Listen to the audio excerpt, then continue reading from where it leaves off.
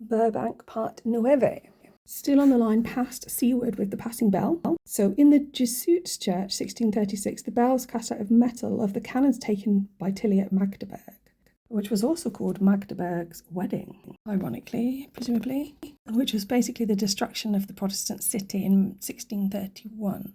I mentioned the dual use of pass earlier, and earlier on in Keats' Lamia poem, she fled into that valley they pass over, so we're talking about the Rhine Valley. Also says in the epigraph, so the Countess passed on until she came through the little park. So I'm not sure which little park's talking about, there were a few, but I did come across the Volksgarten, which has the remains of Fort Paul, which is a Prussian fortress and has something called the Lunette there. Couldn't find much about that because it kept coming up with people called Paul, which could be the point, linking or drawing on Paul's scribblings.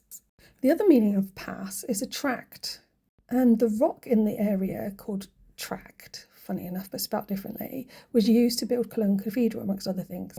So the bell in the cathedral originally was called the Emperor's Bell or Gloriosa, was melted down in 1918 because it rarely worked and the sound wasn't great.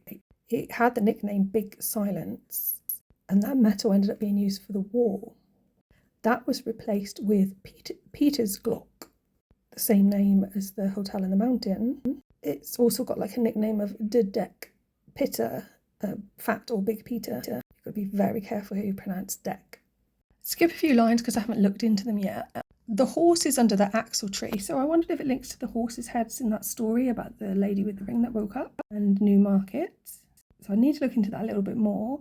Axle tree, I wondered if that relates to the idea of an axis. And also this, that was written in that little travel book.